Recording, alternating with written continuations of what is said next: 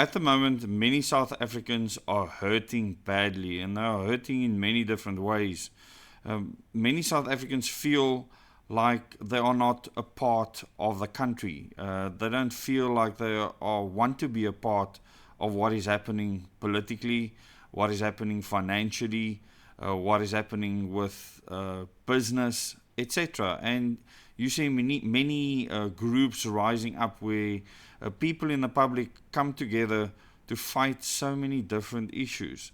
And people hurt financially the most in our country, besides things that happen to them in their families, loved ones, etc. And watching a video of a family seeing their entire house crumble in Colombia during the earthquake there, I was just thinking how grateful I am that we live in a country that is not prone to massive earthquakes, except some earthquakes that we've had in the Western Cape, and that is certainly a risk in future again around the Tulbagh, Boland and the Cape Town region itself.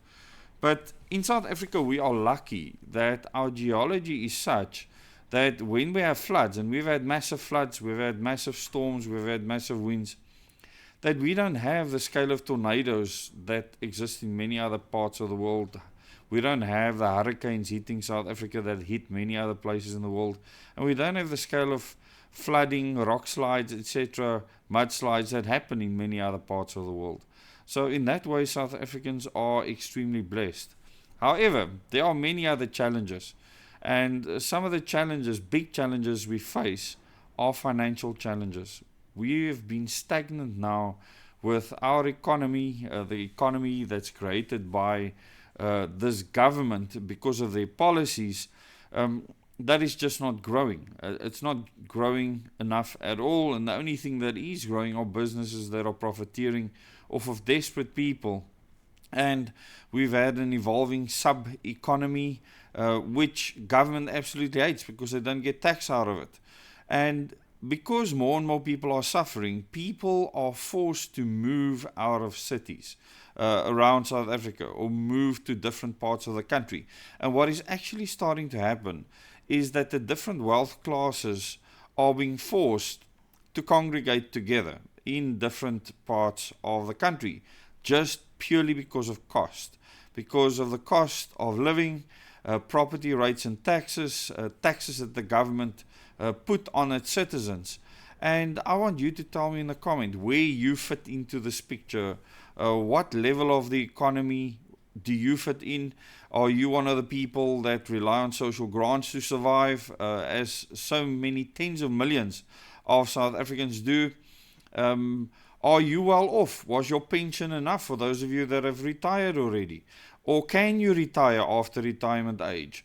I would like to get this type of information in the comment. I want to really feel or get a feel for how people are being affected economically and how that is affecting their personal lives, their children, and everyone else around them, their family, their friends, their community, their towns, and the cities that they live in. What are your hopes and dreams for the future, considering what is happening in the rest of the world? What are your aspirations? I really want you to tell me in the comments how you are affected by your living here in South Africa. And do you see hope for the future? Thanks so much for watching this video, and thanks to the community that keeps this platform going, especially the members in this community, the people that like the videos, the people that comment on the videos, that help other people to also see this content. I really want you to pour your heart out in the comments, and I would love to read each and every single one of them.